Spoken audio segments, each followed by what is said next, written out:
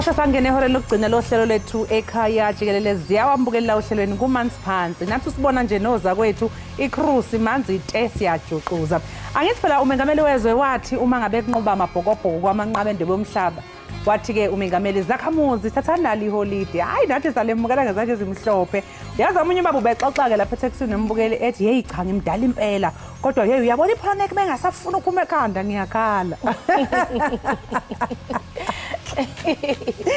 Igama lami nguNoxolo wakwamalihle bangana limhlophe qwa sibonga kakhulu umbukeli sisahlanganyele kanye nathi la ekhaya Jikelele. Sibulele ngenene umbukeli inxaso yene ngagunqiyo sibamba ngazo zozibini. Bukeli ke njengoko kaloku selubonile into kubana jonga sidudule sade sifika kule yure yethu yesibini eyesithathu neyogqibela ke eyenkqubo oko ke kuthethe ukuba sele sikhabela nkqo ezimpondweni sise kaloku ke ndithi sisaqhubela ugoduka mbukeli kodwa ke sukuluyinge uqhwanyaze ngoba hleze uphoswe koko kusemdleni wakho nokuchaphazela ubomi bakho manje ngabi mde mbukeli sivele singene emxholweni nazi ke eziphala phambili.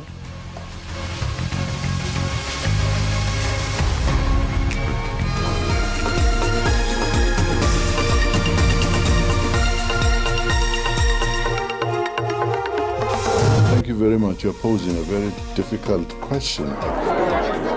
Usekela mongameli wombutho wamaqala ANC uba uMavuso Msimang urhoxisile ukushiya kwakhe kwiqela elilawulayo le-ANC.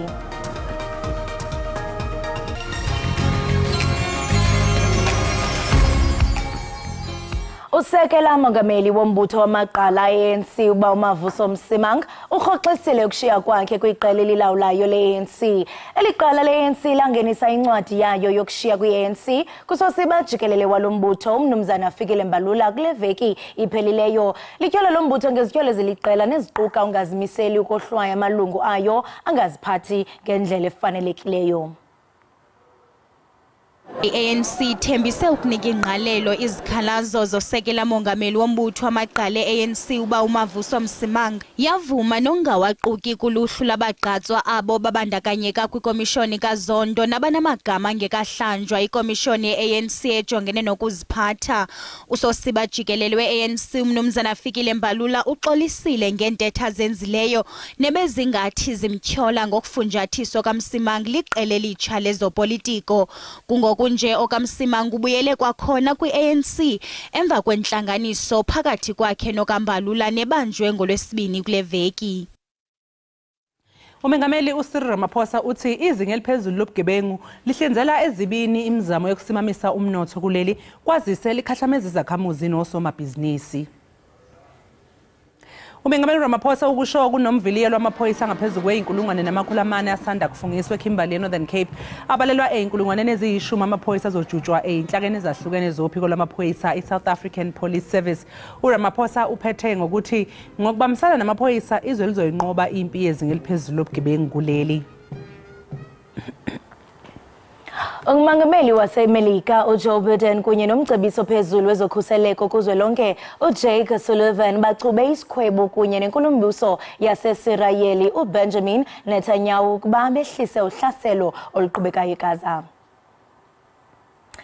Imfazwe ibulele phansi abantu abali-19 lamawaka ngokutsho kwamagosa ezempilo asePalestina.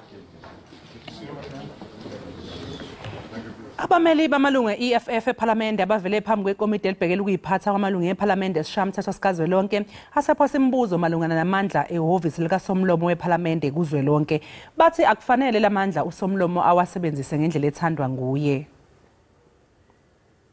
Onke lamatyala abangumvuka emva kwesiganeko sanyakenye apho kwakubuzwa imibuzo mongameli. Lamalungu ePhalamende mathathu ebejamelene namatyala okungathobeli iPhalamende nelokudala mbhodamo kule ndlu. They certainly took part in the disturbance and the disorder. From what we heard in Mr. Caso's evidence, it delayed the proceedings for almost an hour. I-EFF ivakalise inkxalabo ngenkqubo ethi ibe nomkhethe ke noko. Can we genuinely say this committee will apply its mind independently against my members, or will they follow political line of dealing with EFF members, quote unquote? Ikomiti ejongene nenkqubo yezoluleko epalamente iphefumule ngesisigwebo ngelithi mayithotyelwe imithetho epalamente. The Speaker, in terms of the Powers and Privileges Act, in terms of the parliamentary rules, has the authority to issue an instruction. And if one refuses to obey that instruction, to my mind, one is in contempt of the rules of Parliament. We have rules that our kids and all of us follow in our own homes. So as leaders and members of Parliament, we are expected to uphold the dignity and the decorum of the House. Kanti ke lamalungu epalamente kudingeka exolisile ngoFebruwari kulonyaka uzayo phambi kokunyanyiswa kwawo ngoMarch. Ikomiti iza kwamkela ingxelo yayo ngalompa phambi kokuba ithi thaca ipalamente ukuze ipasiswe.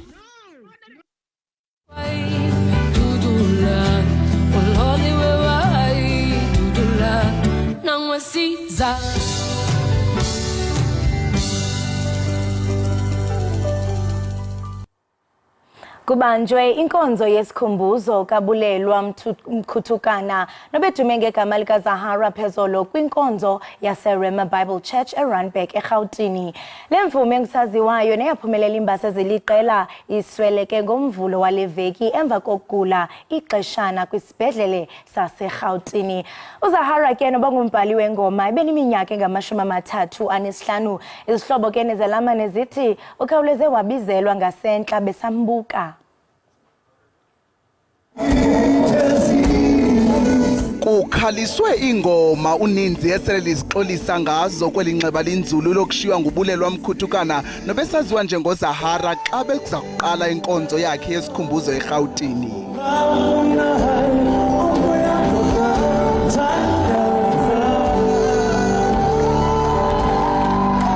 Injongo kaZahara ibabazwe ngabaninzi njengebiyokuphilisa izizwe ngezizwe. Luvakalise unxunguphalo usapho lukaZahara nanjengoko ilixesha leziyunguma apho ebeza kugoduka enjenje yakuhlalisana nabo ngokuqhula. Obethethela usapho uvakalise umbulelo ngamazwi obulumko aphokozwa phezu kwabo phantsi kweli lifu libagubungeleyo.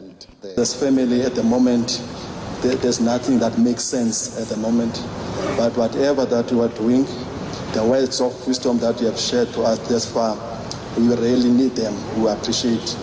Omnye wabaculi uNathi Mankayi umbalule uZahara njengohlahle indlela yabaninzi ukuba bakhuthazeke kwicandelo lomculo esoleka ngobudlelwane bakhe noThixo ebewuliqilima. Silapha nje kungenxa yakhe uZahara usivulela indlela. Sisenza lento siyenzayo nje sikhuthazwe nguye. uZahara bethanda kakhulu uThixo ebekholwa kakhulu kuThixo. Busithi mawusiya kuZahara uyomqinisa ibe nguye ozawuqinisa wena. Obengumbhexeshi walenkonzo uNathi uthe nokuba kubuhlungu umbulelo ngobomi bukaZahara umelanga kulahlwa nanjengoko kukhunjulwa ubulelwa ogama lakhe lintsingiselo ikukubulela.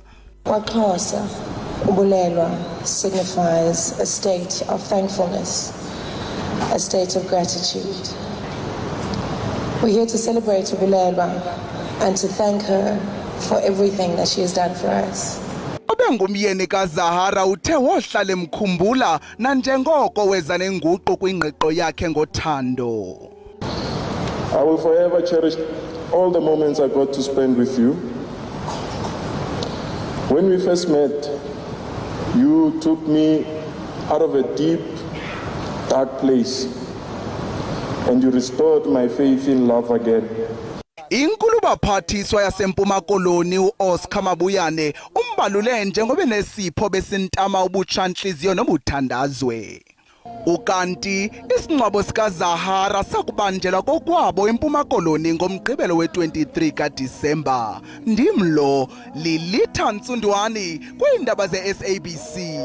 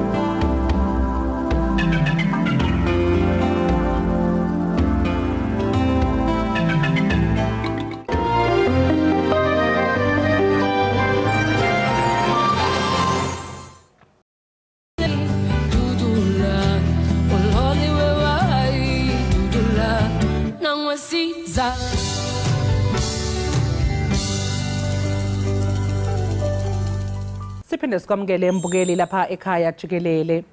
Mbukeli uZahara ubesebenzisana kakhulu nezintatheli. Siphumile ke sayobheka abasemkhakheni wegaqedisa isizungu sayobabuza ngalengqalabutho yomculi.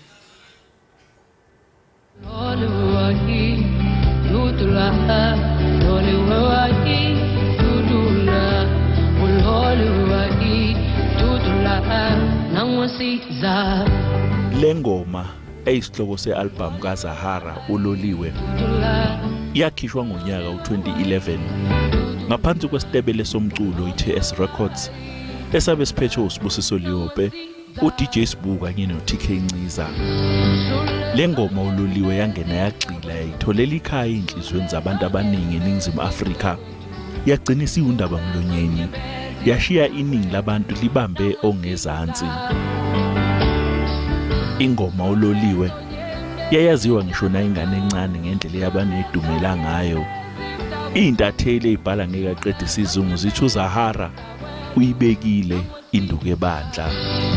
uZahara ngiqala ukumazi safika emculweni njengoba ngaba nenhlahle ukuthi ngimenze interview esanda kukhipha album yakhe yokuqala eshisa isikhothi ethi Loliwe.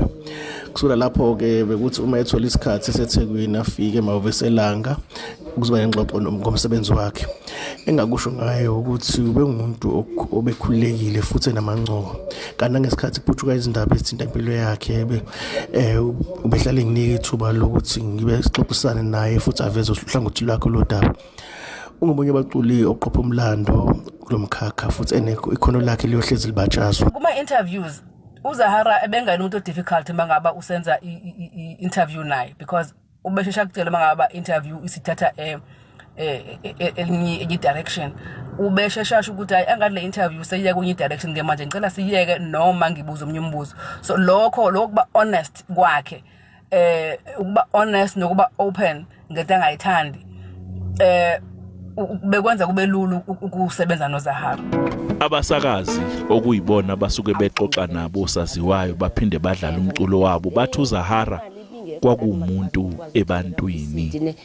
I remember my first interaction naye uBulelwa aka Zahara. It was when she had just launched her album and she came into our studios to share her music. At the time, her name was already flying because for some reason she was not one of those artists and then became known. The name itself had already started doing traction, and us as radio stations, we had no choice but to kind of hop onto the whole hype, Zahara, and you just had no choice. You had to get her on your show. You had to bring her into the studio, and getting a picture with Zahara at the time was quite a big deal. I remember when I got my picture and I posted it and everyone was like, wow, she's no Zahara. I remember her rendition of Liza Lisi Dingalakho Nkosi. I fell in love with that song. My child, Iphelo Lami, igama lakhe nguLiza Lisi Dingalakho Nkosi. I named her after that song. So we suffered a great loss. She carried many hopes of ordinary people that have high ambitions and bold plans, armed with just sheer talent. Farewell, Zahara. Nkulunkulu phile, Nkulunkulu thathile. The Lord giveth and the Lord taketh away. Uphumule umphumulo wafuthi, nokhanya kwaphakade umkhanyele. Uphumule ngobuhle. Osaziwayo nabaculi ababesondelene noZahara bathi izwe liqhameke udume lwengozi ngokuguqa kwaleli iciko. Uhambe wonke umhlaba noZahara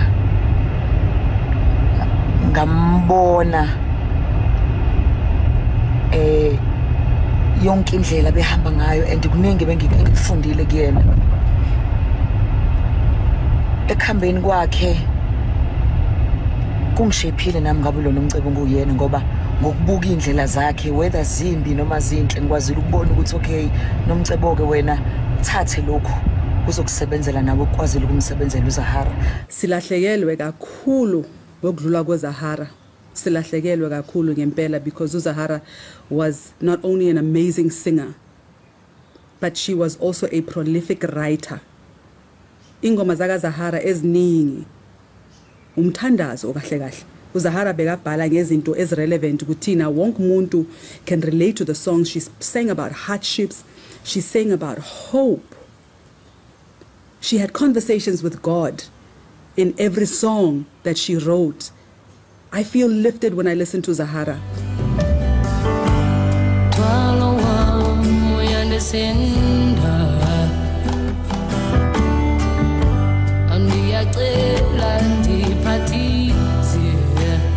Zibile khona ingqinamba abhekane nazo emculweni uZahara njengoba kwaba nembiko ethi kuneyigidigidi zamarandi athi uyigweledwa isitebela besebenzela iTS Records. Imbiko ithi ncane kakhulu imali ayithola uZahara ngealbum yakhe yashisa ikhotha uloliwe kanti kuneyikhathi la ayinokukhala khona ngenxa yokuthi laba abagqugquzela imicimbi bebemmema kodwa gcine ngayitholanga imali yomsebenzi awenzile. Abezindaba babika ngeinkinga kaZahara bethucwile eyigweletini. Elinye lamaphepha lathi kunebhange elalifuna ukudla umuzi wakhe obiza igidi embili zamarandi eLittle Falls ngoba engasakwazi ukukhokha. Kanti elinye futhi ibhange lalifuna ukudla unyanyavu lwemoto ayihamba ngalo ngoba esehluleka ukukhokha ngonyaka u2019.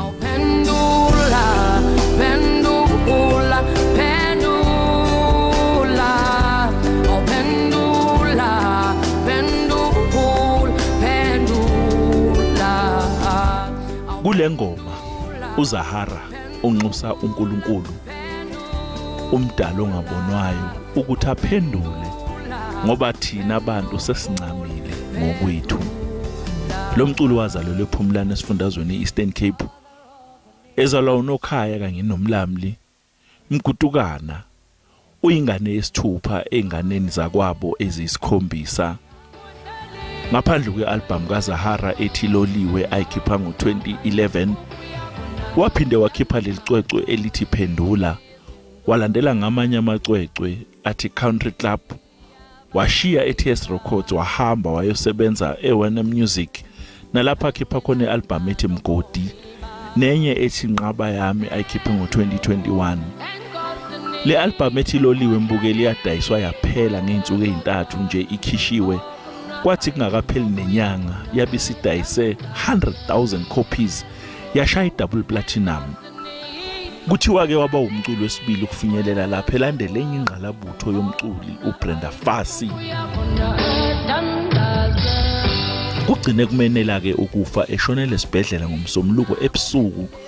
Ushona nje ubesechitha izinsuku eziningi elaliswe eICU ngeUCalvin wakwaDludla. Eyindabeni ze-SABC.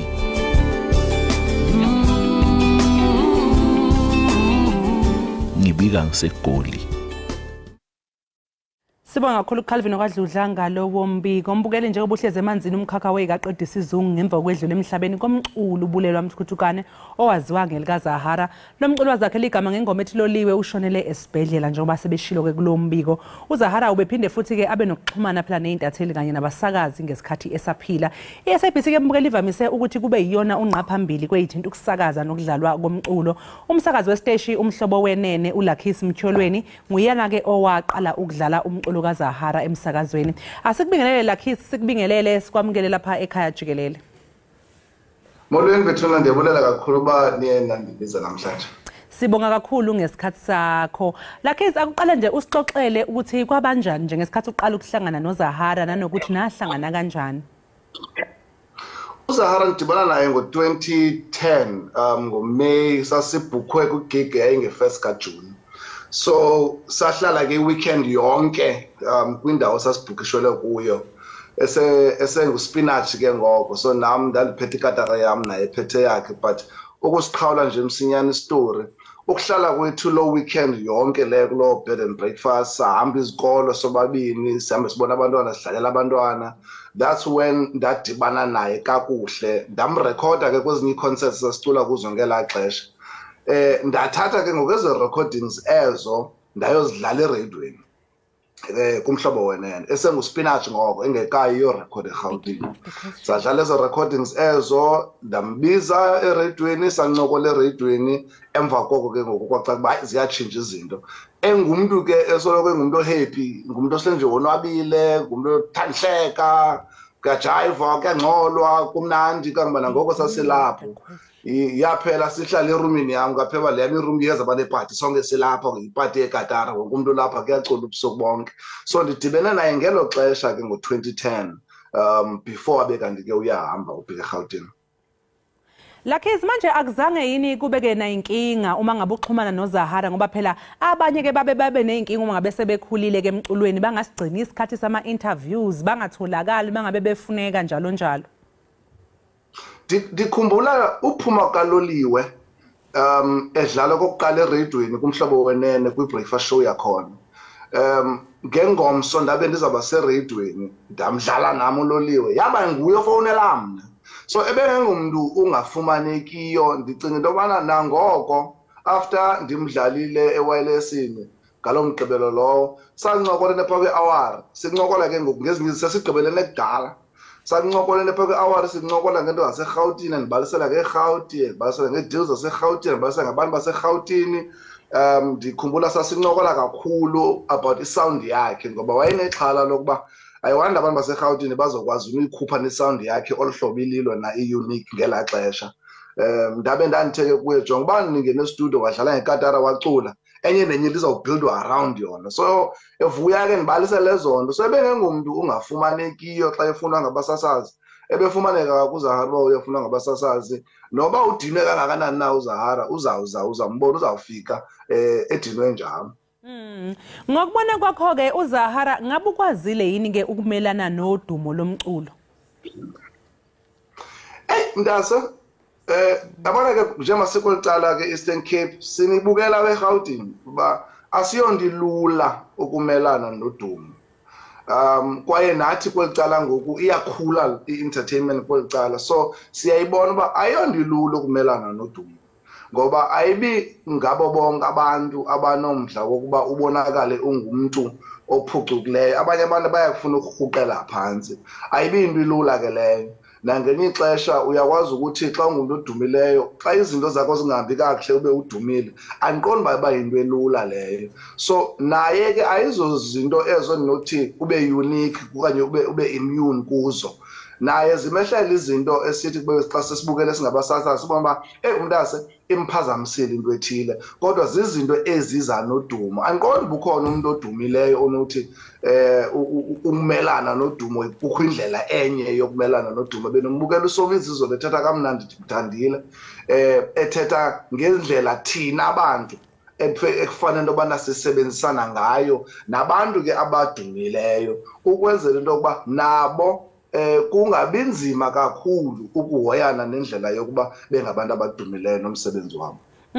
Ubile ke neinkinga uZahara njengoba nawe ubusho ke ukumelana noDube njalo njalo njengomculi njenga wadlula engqinambeni nabanye abaculi abadlula kuzo uma ngabe ke kubikwa emsakazweni mhlawumbe ngalezi inkinga bebhekene nazo ngiyazi ukuthi omunye umuntu angalwa nina ubenganilwisi yini ngoba uke waphawula omunye izolo esho ukuthi uZahara mangabe umbuzo wabengathanda ukuphendula ubevela kubuza ukuthi usuzula umculo wami uyalazi iculo lami ukuthi nokuthi etshengisa ukuthi cha akathandi lapho usubheke khona.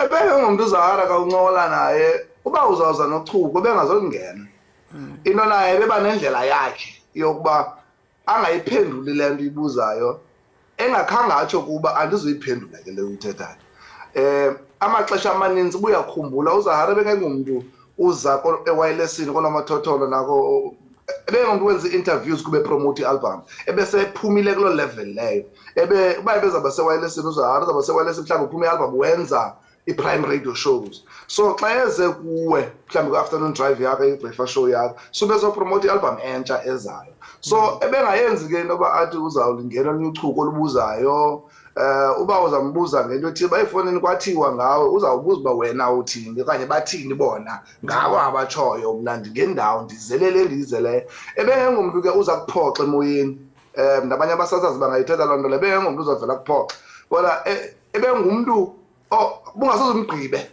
nabumamela namanye abasazi bencokola naye uyakwazi uZahara ukuthi uncokola avela aphume ngapha kuba mhlawumbe uyakubona wena yena uba wena ufuna ubheka ngaphi so ebengengumuntu ke ukrwada sizawutsho singabasasazi bengumuntu ukrwada xa ethetha noba into akayithandi xa umbuza kodwa soze akuphendule abekrwada. Simthandile ke uZahara samfaka einhlizweni zethu kodwa kuyabonakala ukuthi kunezikhathi lapha yena ayekhala khona ngenxa yobhlungu abebuzwa enhlizweni yakhe. Uma ngabe ucabanga mhlawumbe thina lokho besikubona ubezizwa kanjani yena ngoba thina besibona ukuthi yena konke kuhamba kahle kanti yena uneyinkinga adlula nobhlungu adlula kubo. Ucabanga ukuthi kwakumphatha kanjani ke yena ngoba iningi lethu laqabanga ukuthi uZahara uphila impilo emnandi kanti cha. Abona ngoku ubuna uzawuqaphela nawe zininzi ivideos kaZahara ezivelayo umbona ebusweni bakakho right. Zininzi ivideos kaZahara avela khona elila. Zininzi ivideos kaZahara ethetha kabuhlungu. Zininzi nengoma zakhe othi xa umamela ubona uba ibibhlungu inhliziyo yalentokazi. Ukugqibela kwami umbona ndalidlala ifestival yaseMonti. So xa ndiphuma kusase hotel ndidibane naye apha epassaging. Sigqibelene kudala but umbona ebusweni uba akamhlanga boma ingathi bengumuntu lebelila but kangento bana zange ndimkhwaza kanye ndavela ndadlula naye wadlula neteam yakhe nami ndadlula neteam yami but kuyabonakala uba ebengengumuntu ebonwabile ncakasana ngeli xesha engakumbi apha ekugqibeleni. Zininzi izinto ezibhlungu bezithethwa ngoZahara. Zininzi izinto ezibhlungu esizithethileyo ngoZahara. Zininzi izinto ezibhlungu esizenzileyo kuZahara ekufuneka into yoba thina njengabantu abalandela umculo nabantu abathanda abantu abadumileyo again laa nto ibithethwa nguSomizi sibuye umva nathi ke sizijonge nathi singabasasazi sibuye umva sizijonge ezinye izinto ziphuma emaphepheni ubone uba ayiverifayanga le nto mhlawumbi ayikho njalo le nto ithi seyifika emntwini wayo ubone uba so ebengengumntu uphatheke kakuhle uZahara masiyithethe inyaniso ingakumbi apha ekugqibeleni usiphethe kakuhle thina wasinika i-album zantlanu kukho neengoma nam endibawelayo ezingazange uZahara zirekhode umzekelo kwingoma ethi nobody is a nobody zange ayirekhode uZahara loo ngoma leyo imnandi kakhulu but usinikile i-albums eziyi-5 but thina khange simnike uthando ngokwane engakumbi apha ekugqibeleni simthandile apha ekuqaleni kodwa kuthe kakuqala kuvela izinto ezinye izinto hey le nto ingathi ayiyo nenyani mani le nto kodwa iphela iduma iyiloo nto lolo hlobo.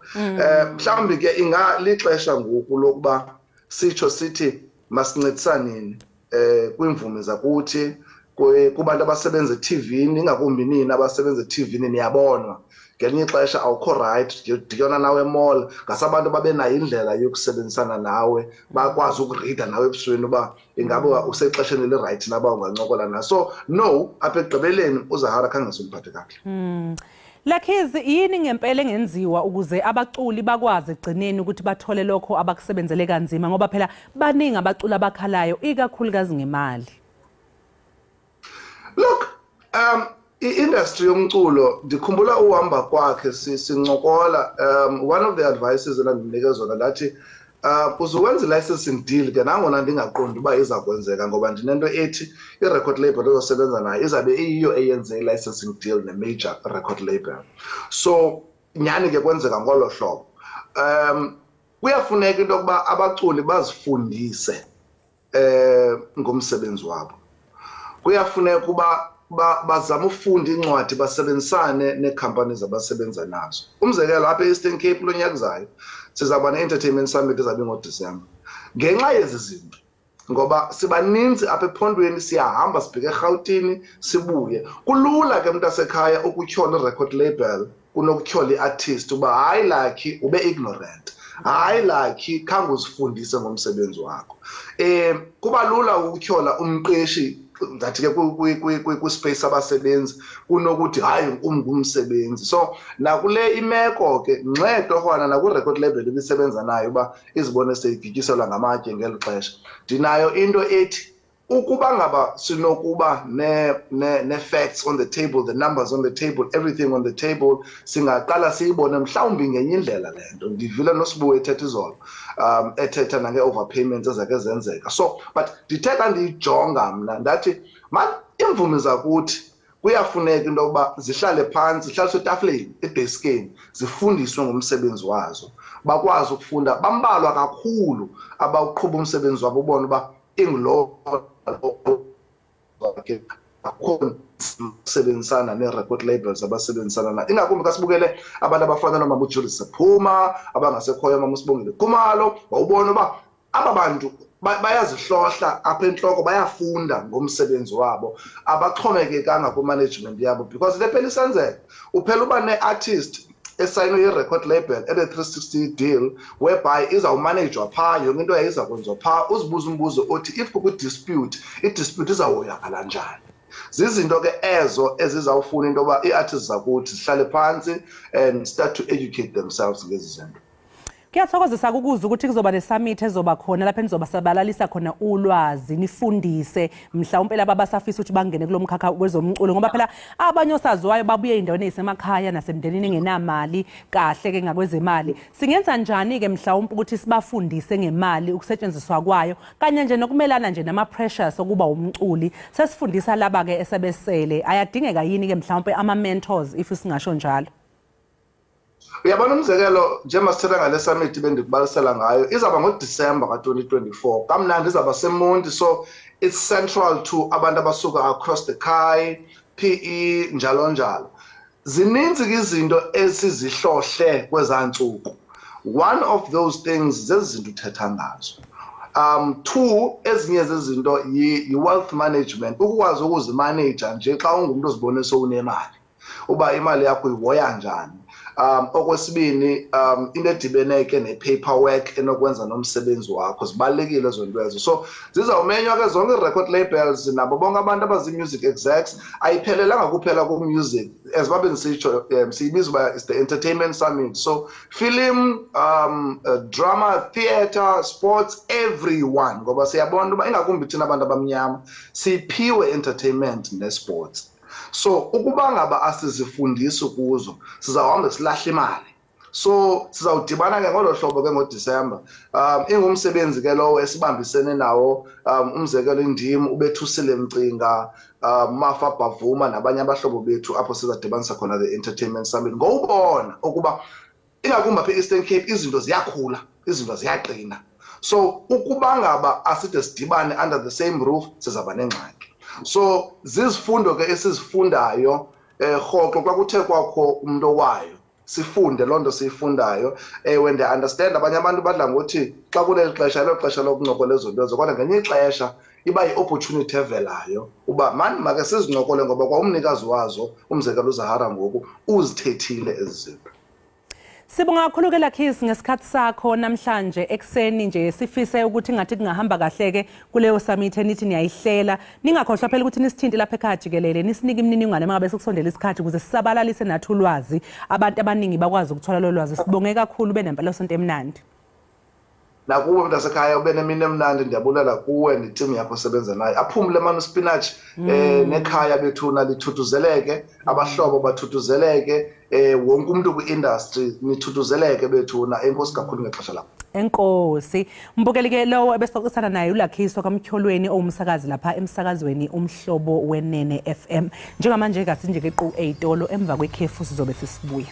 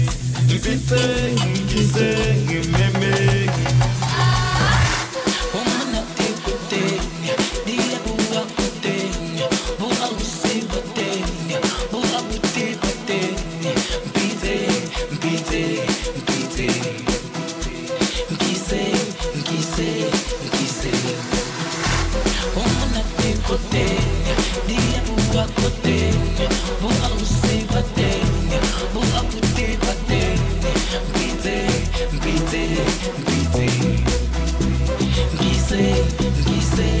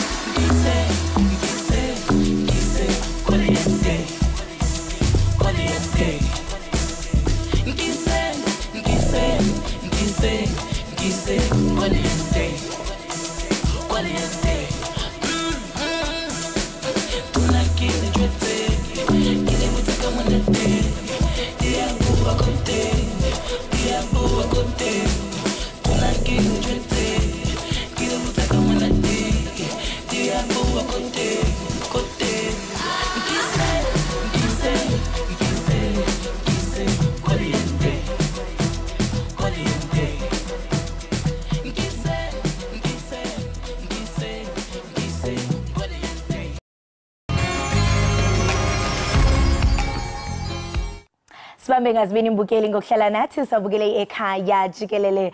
Urapule Pirike owaziwa ngoRabza yinzalelani yapha ePitoli. Umculo wakhe ke ngumqhube wehouse evangwe namapiano. Ngonyaka ka2022 ke uRabza wakhupha ingoma ethi Mavasa neyathi Chichilili phakwiqonga lika TikTok liyamenzela igama. Namhlanje ke uRabza unathi apha studio uzawusixelela ngohambo lwakhe emculweni. Rabza, sanibonani. Sawubona unjani? Sikhona mama. Ndiyaphila. Hayi ijonga usimnandisile sabila sathi xhopho apha ekhaya. Thank you so much. Yeah, ngiyabulelwa. Ewe. Make sive into bana ungena kwakho emculweni. Ungene nini? Intoni lento yabetheleleka apha kuwe ku heart waqonda bajonga ndichaza intambo ndifuna ungena emculweni? Umculo ngaqala kusasemncinci.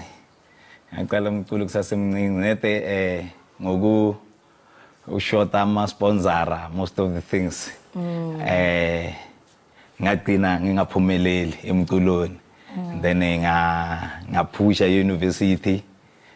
Nakhona ngingaphumeleli. Yabona ngathola umsebenzi eDepartment of Energy.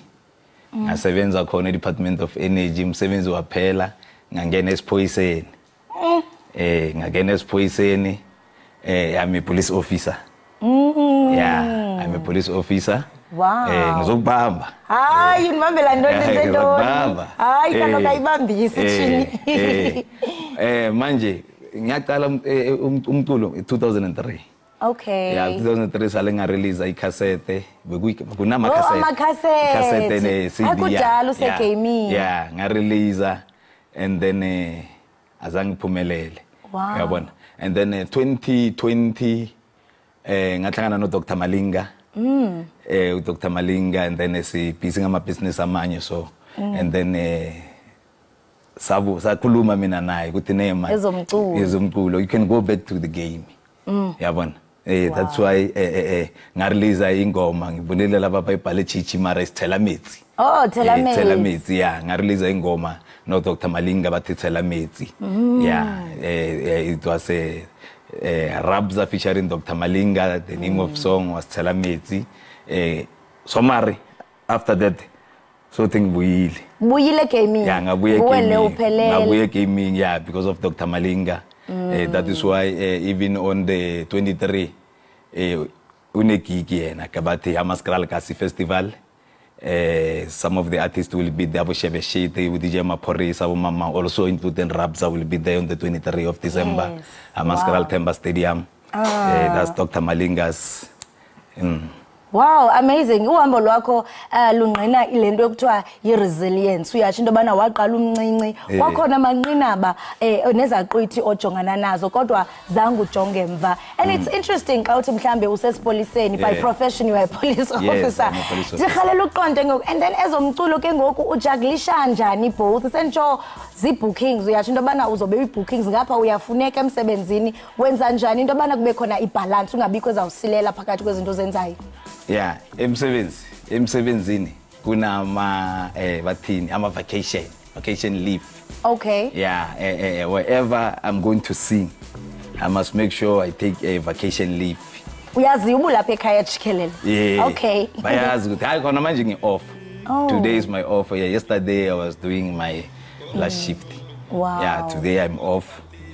That's why I'm here. But if I was going to be on duty today, being a 30 leave. Oh, that's nice. Yeah. That's nice. At least ke uyicacisile ungathiwa hayibo lo muntu bekumele ba ulapha ngoku nanku ugqi enzi interviews. Ndiyafuna uqonda ke ngoku because I mean ubalule into ye collaborations naye uDr Malinga. And lento ithetha into okubana wafika kuwe wathi ana man ungabuyele gaming. Iyangqina into okubana in this industry intaka yakha ngoboya benye. UnguRabza awukwazi uvela uzihambele nje. Wafumana uDr Malinga wakubamba ngesandla wathi masiye phambili. Ungathi ibaluleke ngantoni into yentsebenziswano and collaborations among artists up in South Africa? Khona manje mangikhuluma nawe so ngino uHennessy the Tsonga Prince. I was with him. There's the first song, and then J Soul SA is new in the game. Hennessy is old in the game, but J Soul is new in the game, but he's hot. He's hot, and also I'm with Zanotando, the Idols one. Zanotando, yes, I'm with him. And then for now, I would like to work with those boys, Bobabu DJ Maporisa and Kabza the Small. Yeah, those ones actually I like what they are doing. Bagulist yakho. Yeah, bagulist yami. Those are the people whom I like to work with them. Yeah. And I mean siyazi into noma ngoku abantu xa beventurisha into music, most of them bangena kuma piano. Ndiyakhalela uqonda bana wena with your music intoni oyenza different uqonda ba okay umculo wakho ewe mininzi imiculo ethi ipiano but intoni wena oyifakayo eyenza umculo wakho ube na that thing ihluke na kweminye imiculo esiyaziyo. Yeah, mina ipiano, but the piano yami is mixed with house and kwaito. House and kwaito. Angithi vele kumuntu akudala nyana. Umuntu akudala nyana. That's why ikwaito isasekhona emzimbeni. Angithi thina masiqala music siqale ngokwaito phela. Siqale ngokwaito And I mean kunjani usebenzisana nabantu abatsha njengokusisho into bana wena kudala kule game and noko usene ngumhlobo omdala not uba ngumhlobo omdala phathi senje ungowakudala kunjani ukusebenzisana nabantu abatsha because ndiyabona nangoku into bana ubungqungwe ngamatyengyana abantu abaseze ngobusezweni kunjani nje ukusebenzisana nabo what are some of the lessons oqonda ba wow nalapho uqonda ba hey uyakhuza ke ngoku labantwana ngisebenza nabo kahle. And labantwana ngiyabathanda ngoba bayangifundisa ukujayiva bayangifundisa bangifundisa ukujayiva kithina manje bese masikhulile so sithi sijayiva khona ukujayiva ijazz kuphela kithi ijazz kuphela noma ungayenzi lutho ya bathi izandla bathi uyashaya be oki manje labantwana bangenza ukuthi ngibe vavavuma ube fresh ngibe vavavuma labantwana ndiyakubona bathi nenhliziyo kaloku into kubana you are as young as you look uba umtsha enhlizweni umtsha kuthiwa uya actor na ku generations uyowavela komuva akho khawusithele thuphe ngalona I acted Muvango it was 2014 Estabo, it was KK's friend. And then 2018, I acted Generation. I was a security guy for Jack Mabaso, Sevilla. If you remember Sevilla, yeah. I was a gate man at the Jack Mabaso's house. Yeah, I was working along with Rose. You remember Rose? Rose was the one who was preparing tea at Jack's house. If you remember, yeah. And then 2020, 2021, I was in Scandal. If you remember, in Scandal, it was a guy. Mr. X. If you remember, it was Mr. X. Yes. They wanted that boy. Yes. Thank you so much for joining us. Thank you Ekhaya Jikelele. We can't wait because we are scrolling right Bukeli lobeseta naye ke nguye uRabs. Kodwa ke sizothi nje sibhatala amatyala xa sibuya uzawuphinde kwakhona asongele inkqubo yethu ngagonqi Bukele Ekhaya Jikelele.